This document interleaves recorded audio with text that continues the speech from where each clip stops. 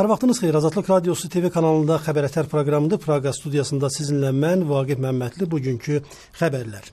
Mayın 12-də Azərbaycan və Fransa prezidentləri İlham Əliyevlə Fransa Holland nümayəndə heyətlərinin iştirakı ilə geniş tərkibdə görüş keçiriblər. Bundan sonra iki ölkə arasında energetika, nəqliyyat, kənd təsərrüfatı, elm və təhsil sahələri də daxil olmaqla bir sıra sənədlər imzalanıb. Prezidentlərin görüşündə həmçinin Dağlıq Qarabağ münaqişəsi, Avropa Birliyinin şərq tərəfdaşlığı proqramı və digər iki tərəfli və regional məsələlər müzakirə edilib. Prezidentlər mətbuat konferansında hüquq müdafiəçisi Leyla Yunusun saxlanması və jurnalist Rauf Mirqədirovun həbsi ilə bağlı Frans Press Agentliyinin sualını da cavablandırıblar.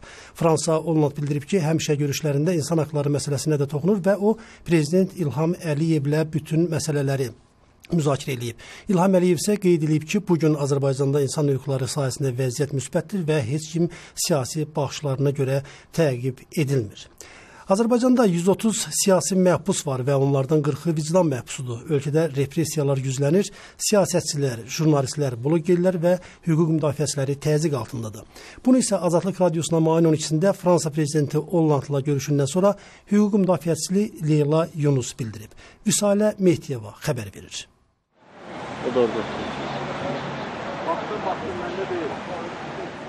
Mayın 12-də Fransanın prezidenti François Hollande Azərbaycana səfər edib. Prezident François Hollande müxalifət liderləri, vətəndaş cəmiyyəti və media nümayəndələri ilə görüşüb. Görüşdə Azərbaycan Xalq Cəbhəsi Partiyasının sədri Əli Kərimli, Müsavat Başqanı İsa Qəmbər, Real Hərəkatının məclis sədri Erkin Qədirli, Sülh və Demokratiya İnstitutunun direktoru Leyla Yunus, Turan İnformasiya Agentliyinin direktoru Mehman Əliyev və araşdırmacı jurnalist Xədicə İsmail iştirak edib. Leyla Yunus bildirib ki, François Hollande siyasi dustaq siyasının səfirliyə verilmədiyini soruşub. Mən də dəqiqləşdirdim ki, 130 nəfər siyasi dustaq var. Onlardan 40-ı vicdan dustaqıdır və o bizdən soruşdu ki, siyahını səfirliyə verdiniz. Mən dedim, çoxdan verdik və hamı bilir ki, Sülh və Demokratiyanın siyahısı kontakt saytında, Turan Agentliyin saytında var. Rus dilində, İngilis dilində və əfsuslar olsun ki, da mənim vaxtım yoxudur. Onu təzəliyim. 15 aprelin siyahıdır. Çalışaram ki, bu həftə təzəliyək və əsas məsələ ondadır ki, Azərbaycanda repressiyalar qalxır və qərb yönlü siyasətçiləri, jurnalistləri, blogerləri, insan hüquqları müdafiəçiləri təzyiq altındadırlar, tuturlar və Rauf Mirqədirov da o qırmızı xətti keçməkdir. Bax bu cür. Leyla Yunus Azadlıq Radiosuna müsahibəsində deyib ki, o görüşdə Fransa prezidentinə təşəkkürünü dilə gətirib. Mən dedim, birinci mənim sözüm o oldu ki, çox sağ olun, mən 100% əminəm ki, mən bugün azadlıqdayım. Ondan ötəri ki, siz bura gəlibsiz və mən sizlə bugün görüşürəm. Ondan ötəri məni tutmayıblar, yoldaşımı tutmayıblar və mən sizə minnətdarlıq bildirirəm. Mən bununla başladım görüşü. Fransanın prezidenti François Hollande Bakıdan Ermənistana yola düşüb. Fransa prezidenti François Hollande Azərbaycana səfəri zamanı həmçinin müxalifət liderləri, vətəndaş cəmiyyəti və media nümayəndələri ilə görüşüb. Prokuror jurnalist Pərviz Həşimli və onunla birlikdə həbs edilən Təvəkkül Qurbanova 9 il həbs cəzası istəyib. Növbəti məhkəmə prosesi mayın 14-nə təyin olunub. Bizim Yol qəzetinin əməkdaşı Pərviz Həşimli Təvəkkül Qurbanovla birlikdə sentyabrın 17-sində həbs olunub. O, qaçaq malçılıq və qanunsuz silah saxlamaqda ittiham olunur. Jurnalist ittihamları rədd edir, həbsinin fəaliyyəti ilə bağlı olduğunu deyir. Pərviz Həşimli həm də Azərbaycan Xalq Cəbhəsi Partiyası idarə heyətinin üzvüdür. Bakı Ağır Cinayətlər Məhkəməsində seçkilərin monitorinqi və demokratiyanın tədrisi mərkəzinin rəhbəri Anar Məmmədli, qurumun icraçı direktoru Bəşir Süleymanlı və Könüllülərin Beynəlxalq Əməkdaşlığı Birliyinin rəhbəri Elnur Məmmədovun məhkəməsi davam edib. Məhkəmədə Maliyyə və Vergi Nazirliklərinin əməkdaşları dindirilib. Vüsalə Mehdiyeva xəbər verir. Mayın 12-də Bakı Ağır Cinayətlər Məhkəməsində seçkilərin monitorinqi və demokratiyanın tədrisi mərkəzinin rəhbəri Anar Məmmədli, qurumun icraçı direktoru Bəşir Süleymanlı və Könüllülərin Beynəlxalq Əməkdaşlığı İctimai Birliyinin rəhbəri Elnur Məmmədovun cinayət işi üzrə məhkəmə davam edib. Prosesdə 3 şahid və yoxlama aktı tərtib edən ekspertlər dindirilib. Vəkil İradə Cavadova bildirib ki, dindirmə zamanı Vergilər Nazirliyinin əməkdaşı bəzi sualları cavablandıra bilməyib. Yoxlama aktı üzrə ekspertlər cavabları bizi qane etmədi. Belə ki, ümumiyyətlə Maliyyə Nazirliyi ekspert kimi dəvət olunması və yoxlama aktına cəlb olunması başa düşülən deyil idi. Amma mən çox təəssüflə qeyd edirəm ki, Vergi Nazirliyinin əməkdaşı ümumiyyətlə qeyri-kommersiya təşkilatının nə olub olmaması barədə bir məlumat verə bilmədi. Grant haqqında grant nə sayılır, qanunsuz sahibkarlıq, yəni bir çox bizi qane etməyən cavablar idi. Ümumiyyətlə demək olar ki, heç bir yəni qanun çərçivəsində olub, olmayıb, hansı fəaliyyət qanunudur, hansı fəaliyyət qanunsuzdur, ümumiyyətlə ittiham axı onun üzərində qoyulmuşdu. Biz çox təəssüflənirik ki, bu cür konkret olmayan cavablar verildi. Proses mayın 13-də davam edəcək. Anar Məmmədli 2013-cü ilin dekabrın 16-sında həbs olunub. O, qanunsuz sahibkarlıq, vergidən yayınma, vəzifə səlahiyyətlərini aşma, seçkinin nəticələrinə təsir məqsədi ilə törədilən vəzifə səlahiyyətlərindən sui-istifadədə təqsirli bilinir. Müdafiə tərəfi Anar Məmmədlinin həbsinin əsl səbəbinin keçən ilin oktyabrında keçirilmiş prezident seçkilərində qanun pozuntularının monitorinqinin aparılması olduğunu bildirir. Beynəlxalq Hüquq Müdafiə Təşkilatı Amnesty International Anar Məmmədlini vicdan məhbusu sayır. Mayın 12-sində Azərbaycanla Ermənistan arasında əldə edilən atəşkəs razılaşmasından 20 il ötür. Bu razılaşma 1994-cü il mayın 8-də Bişkekdə imzalanıb, 4 gün sonra mayın 12-sində isə qüvvəyə minib. Bu təşəbbüs Rusiyadan gəlib. Moskvanın planına görə tərəflər bu sazişdən sonra ATƏT-in Minsk qrupunun iştirakı ilə hazırlanacaq böyük sülh sazişinə imza atmalıydı. Amma bu 20 ildə aparılan danışıqlar səmərəsiz olub. 20 illik atəşkəs ümumiyyətlə Azərbaycana nə verib? Müxbirimiz Nüşabə Fəthullayeva məsələyə sıravi sakinlərin münasibətini öyrənib. 20 illik atəşkəs Azərbaycana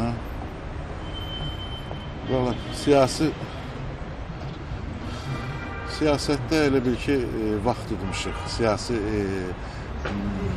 Elə bil ki, düzgün siyasət aparmaqda vaxt tutmuşuq. Amma belə də götürəndə torpaqların qaytarılmasında uduzuruq. Amma belə vaxt tutmuşuq. Bunun nəticəsi fəsəlanı müharibə ilə olmalıdır. Müharibə olmasa bu 50 ildə uzanacaq. Vaxt qazanır. Heç nə. Bəs nə qazanmalıydıq? Nə qazanmalıydıq? Məsəl üçün torpaqları geri qaytarmalıydıq. Amma ki, hələ qayıtmayıb. Qaçqınlar getməliydi öz yerlərində. Sakitlik qazandı. Əvvəlki vaxta baxanda indi sakitdir. Atəşkəs. Hal-hazır şəhərdə deyirəm. Sərhəddə deyə bilmərəm ki, orada olmamış. Azərbaycana heç bir şey.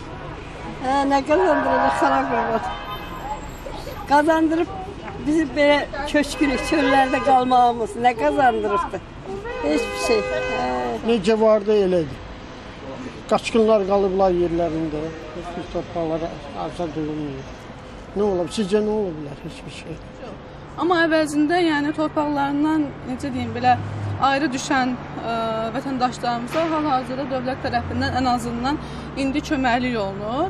Amma çox istəyirdik təbii qayıtsın torpaqlarımız. Sadəcə mənə gəlir ki, yox, heç bir inkişaf olmuyor bu barədə. Yəni sırf müharibə dövründən sonra heç bir şey baş vermir, heç bir dəyişiklik olmuyor. Ancaq torpaqlar hələ ki ermənilərdədir. Nə qazanmışıq? Biz müstəqilliyimiz var, hər şey yaxşıdır. Amma torpaqlar işğal altındadır. Əsas müstəqilliyimiz olubdur. Başqadakı torpaqlarla da ondan başqa nə ola bilər ki? Əsas məsələ torpaqları itiribdir. Yəni ki, ondan sonra düzdür Azərbaycan çox inkişaf elədi, amma yenə də torpaqlar olmayanda tam bir dövlət də sayılmırdı. Bu problemin həllində Rusiya kimi, Amerika kimi, Fransa kimi əgər dövlətlər varsa, elə o ATƏT Minsk qrupunun o dövlətlər dünyada çox böyük hegemon dövlətlər sayılır, elə deyil? Elədir. Əgər onlar burada maraqları varsa, Azərbaycanın bunu özü gücü səviyyəsində həll eləməyi 20 ildə olsa çox qeyri-real görsənir. İndi sizə təqdim edəcəyimiz reportaj yenə də iş yerlərinin ixtisarı, ezamiyyət pullarının verilməməsi və əmək haqlarının tutulmasından gileylənən dəmir yol bələdçilərindəndir. Dəmir yolçuların nümayəndələri mayın 8-də prezident aparatında olsalar da, onları qəbul edən şəxs yenə də eyni adam olduğundan görüşə girməyib və oradan birbaşa Həmkarlar İttifaqına üst tutublar. Abbas Əli xəbər verir. Sən kimsən mənim haqqımı yeyirsə? Hansı əsası haqq yeyirsə? Sənə kim icazə verib fəhlənin haqqı yeməyə? Azərbaycan Dəmir Yolları Qapalı Səhmdar Cəmiyyətinin qatar bələdçiləri əmək hüquqlarının pozulması ilə bağlı Prezident Administrasiyasının qarşısına toplaşıb. Göndərdiyim ərzəni deyirsən, aparvatıyla məhələsə də onun üstünə ələsə də ərzəyə baxmır. Təzdən deyir ki, gəl, 8 gündə, 10 gündə biz növbə gözləyirik ki, qəbul edəcək. İndi deyir ki, yox, Əzizə xanım sizi qəbul edəcək. İstəyirsiniz, qəbul edilir. Bizim bir daha başqa yolumuz qalmır. Gedib Ulu Öndərin qəbrinin üstündə oturmaqdan başqa. Bələdçilərin dediyi bir olsa da, şikayətləri bir deyil. Deməli, bizim də şikayətimiz nazirliklərdəndir ki, nazirliklərə biz şikayət eləmişik, o şikayətlərə də cavab verən yoxdur ki, bir ay bundan qabaq 2-ci aydır şikayətlərimiz eləmişik. Sosial Müdafiə Nazirliyinin Səlim Müslümovun qəbulunda olmuşuq. Ona hələ də yubadırlar. Köküyə bizlə komissiya aracı edilir, gedib deponun bizim o iş yerində hansı ki bizim saatlarımızın ən aşağı tariflə götürülməsi, ezamiyyət pullarımızın hesablanması, 13-cü aylıqlarımızı hesablanıb qaytarılıb verilməsi. Bu 2013-dən də bunu deməli 2011-dən 2013-ə kimi də bunu güya hesablayırlar, cəmaatın başına aldadılar. Birinə 80 manat, birinə 60 manat, birinə 40 manat belə pullar. Öz pullarımızı kəsib öz cebimizdən kəsib öz cebimizə verirlər. Yəni necə çıxır? Qarabağ qazisi kimi ot töküb üstümüzdə, benzin töküb özümüzə otdur ya. Ümidli olduqları Prezident Administrasiyasında müsbət cavab ala bilməyən bələdçilər Həmkarlar İttifaqını tutdu. Tətil məsələsi deyəndə 28-i biz qoyub otururuq Ulu Öndərin qəbrinin üstündə. Bu fakt olaraq hamıya məlumdur. Da bizim heç kəs bilir. Gedək oturaq deyək, Allah sənə rəhmət eləsin. Ay el ağsaqqalı, sən bunlar üçün, bu hegemonlar üçün qoydun, götdün bizi. Diğlərdən bizə ümid yoxdur da, ancaq şeylər ölülərdən istəyək. Ancaq bizim yolumuz ona qalır. Ancaq Ulu Öndərdən biz kömək istəyək. Başqa bunların heç birindən kömək istəməyə haqqımız çatmır. Gör nə yerə gəlib çıxıb ki, indi düşürük Səttar Mehvaliyevin qəbuluna, görün orada bizə nə cavab verəcəklər. Bələdçilər reyslər üzrə yeni qatarlara buraxılmadıqlarını, qadın və kişi işçilər arasında ayrı seçkilik və maaşların az olmasını bildirirlər. Şikayətçilər bundan əvvəl də Həmkarlar İttifaqına müraciət etmişdi. Bizim qazandığımız pullar da bunun Həmkarlar İttifaqına bizim qazandığımız o pullardan kəs verirlər. Bu da anlamında özüm əlilər, bu da anlamında Həmkarlar İttifaqına ödəmişəm, bu da qardaş 15 manat bir ayma. 15 manat mən Həmkarlar İttifaqına pul ödürəm. Mən sana bu pulu ödürəm ki, sən mənim hüquqlarımı müdafiə elə. Gəlmişəm sana ərzəni vermişəm, bir ay bundan qabaq mənim ərzəmə cavab versə qardaş. Bir saatlıq gözləyişdən sonra Həmkarlar İttifaqının sədri Səttar Mehvaliyev narazı bələdçiləri qəbul edib. Görüşə Azərbaycan Dəmir Yolları Qapalı Səhmdar Cəmiyyətindən nümayəndələr də dəvət olunub. İndi bir deyin, qulaq asınlar bir də sizə. Kimdir bir nəfər rahat söhbət eləsin ki, nə istəyirsiniz? Bələdçilər şikayətlərini bir daha dilə gətiriblər. Mənim hər günüm üçün 10 manat pul ödənilməlidir. Hər günüm üçün. Bunlar 2013-cü ildə Rəhman müəllimin yanına gedirəm, deyirəm ki, Rəhman müəllim, mənim hər saatıma neçə manat ödəyirsiniz? Dedi 1 manat 75 qəpik. Məhkəmədə məhkəmə hesablayır, mənim bu əmək müqaviləsinin haqq hesabını hesablayır. Deyir, ay qardaş, burada ətdir, pişik hanı, pişikdə ət hanı. Burada bunun əmək müqaviləsində göstərir ki, 55 qəpiyə düşür, 1 manat 20 qəpik hanı. Hər saatımda mənim 1 manat 20 qəpimi kəsiblər. Faktiki olaraq idarə etmək yoxdur. Şikayətçilərin kişi bələdçilərin ixtisarı ilə bağlı sualına nümayəndələrin cavabı belə olub. 1450 nəfər kişi işçidən bugün 250 nəfər kişi işçi qalır. Halbuki dünənki maaşımda 9 manat 60 qəpik Həmkarlar məndən pul tutur. Niyə işləmir? Buyur. Əmək məcəlləsinin tələbləri var. İşə götürən bu əmək haqqını qoyursa, xoşun gəlir işlə, xoşun gəlir işləmə. İndi də ümumi qaydadır. Əgər bu əmək haqqı tək sizə aid deyil bu söhbət. Siz bilirsiniz Dəmir Yolunda əmək haqqı aldı. Niyə? Gürcüstanda bu koridorla daşınan yük ilə ondan işləyən sayı 12 mindir. Amma bu gün Dəmir Yolunda 26 min adam işləyir. 26 min adamın çörəyini kəsmək olmaz. 26 min adam ağsaqqırıca vermən deyim, mən söz verildim mənə. Siz danışanda heç kim kəsmədim. Sən də sual verirsən, cavab veriləcək. Amma haqqına danışın. Düzün deyil. Və siz dediniz ki, əmək haqqı bərabərləşdirin. Bunda sözlü olur. İkinci, əmək haqqı onlardan qabaq bərabərləşir. 2000 İkinci tələb nə? Kişi bələdçilər dəmir yollarında qadın işçilərə daha çox üstünlük verildiyini, onların maaşlarının daha artıq olduğunu bildirib. Qarşı tərəfdən cavabın da yer aldığı diyaloq mübahisə səbəb olub. Bahar Muradov spiker işləyir, Mehriban xanım Heydər Əliyev Fondunun prezidentidir. Bütün rayonlarda icra başçısının birinci mavini qadındır. Bizim 3 dənə poizimiz var, köhnə vaqon, biz qadınlar, qadın kişi bərabərçiliği ulu öndər bizi için qoyur. Hansı bərabərçilik? Niyə qadın mən biz işləyə bilmirik? Qadın mən niyə biz işləyə bilmirik? Niyə işləyə? 34 ildir Moskvaya mən işləyirəm. Mən bəgənildim, bütün Bakı bəgənildi, bugün bəgənmir bizi. İndi mən qadınla işləyə bilmərəm. Bugün 34 ildir sən işləmişsən, imkan verir 34 ildir. 30 işləsin də, yerli qatarda niyə qoymuşsunuz biz işləməyə qadınlarla, təzə vaqon? Kimin özü istəyib, çıxıb gedib, kimi rəhmətə gedib, kimi işində buraxdığı səhvə görə işdən çıxartmışıq. Yəni, heylə bələdçilər də az deyil. Yəni, bugünkü gündə özünüz də bilirsiniz ki, son bir neçə ildir vaqon bələdçisi, kişi vaqon bələdçisi işə qəbul olunmur. Son 4-5 ildən çoxdur, bəlkə də çox. Olar ki, kişi ona görə ki, qəbul olunmur ki, yəni belə deyək ki, bugün bizim digər qatarlarımızda, yəni qadın bələdçilərinin işə cəlb olunandan sonra olunan, belə də, əldə olunan rezultat onu göstərir ki, kişi bələdçisinin işləməsindən qadın bələdçisinin işləməyi daha çox faydalıdır. Uzun mübahisə qarışıq müzakirələrdən sonra bələdçilərin pənah gətirdiyi Səttar Mehbaliyev son sözünü deyib. Sizin o qaldırdığınız bəxtdə dedi, o qərarlar qəbul edib, sərəncamlı o pulların hamısı sizə çatacaq. Mütləq. İkinci, mən bir daha deyirəm ki, əgər yol rəisilə görüşmək istəyirsə, mən deyim. Problem yoxdur. Gedin, bir daha da üzbəsöz oturun. Oturun, baxın. Son söz bələdçilərin birinci olmasa Yəni, yenə də eyni mahnını oxuyurlar, eyni sözləri deyirlər. Bunlar cinayəti öz boyundan almaq istəmirlər. Sadəcə olaraq görürsünüz ki, xırda-xırda istəyirlər ki, cinayətin altından çıxsınlar. Özünüz də şahidi oldunuz ki, çıxışlarda özünüz də şahidi oldunuz ki, rəhbər işçisi olarlar, üzümüzə durub deyirlər ki, bu pulları vermişik. Yox, əgər veriblərsə, qoy bizi versinə məhkəməyə, biz yalan danışırıq. Amma hal-hazırda biz məhkəməyə veririk ki, bizim pullarımızı ödəsinlər. Azərbaycan Dəmir Yolları Qapalı Səhmdar Cəmiyyətinin bələdçiləri aylardır əmək hüquqlarının bərpası üçün dövlət qurumlarına müraciət edirlər. Qeyd edək ki, bu ilin yanvar ayında narazı qatar bələdçiləri aclıq aksiyası keçirmişdi. Azadlıq radiosu indi hər yerdə var. Əlini nəyə uzatsan, oradayıq. Televizor. İndi bizə Azadlıq radiosu TV-də də baxmaq olar. Peyk. Pekdə də varıq. Türksatda və Hörpörtdə. Radio. Qısa dalğalarda hər gün saat 20-də. Elə ancaq qısa dalğalarda. Bizi Türksatda və internetdə dinləmək olar. İnternetdə. Azadlıqradiosu.az və azadlıq.org saytlarında. Sonra harda? Facebook və digər sosial şəbəkələrdə. Bəlkə mobildə də varsınız. iPhone və Androidlərdə radionu dinləmək, web saytımızı izləmək olar. Demək ki, burada da Azadlıq radiosunu izləmək olar. Kim bilir? Azadlıq radiosu. Oxu, dinlə, bax.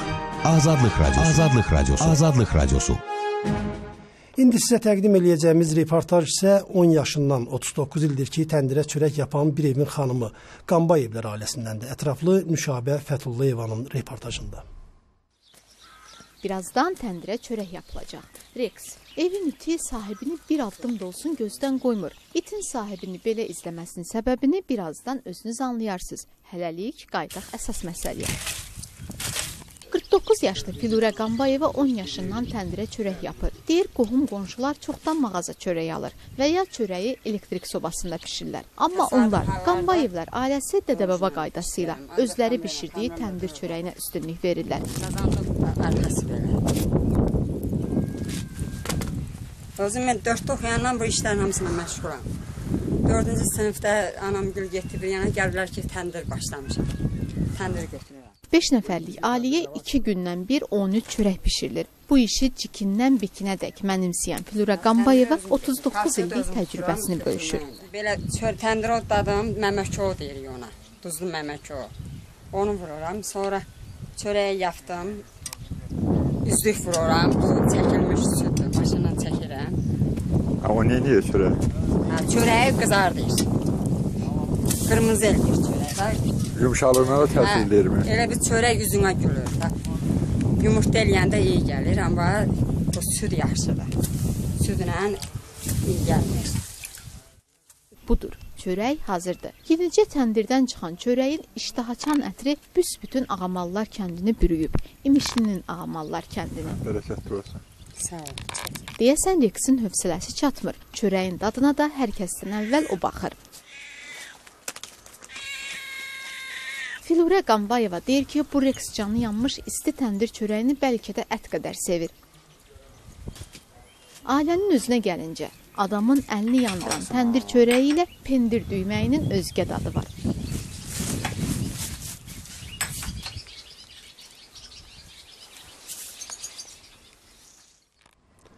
Və sonda Rusiya bəyan edib ki, Kiyev Ukraynanın şərqindəki referendumdan sonra oradakı qüvvələrlə danışığa getməlidir. Rusiyanın Xarici İşlər Naziri Sergey Lavrov Donetsk və Lugansk regionlarında əhalinin iradəsinə hörmət etdiklərini və referendumun nəticələrinin danışıqlar yolu ilə sivil qaydada yerinə yetiriləcəyinə ümidlə yanaşdıqlarını bəyan edib.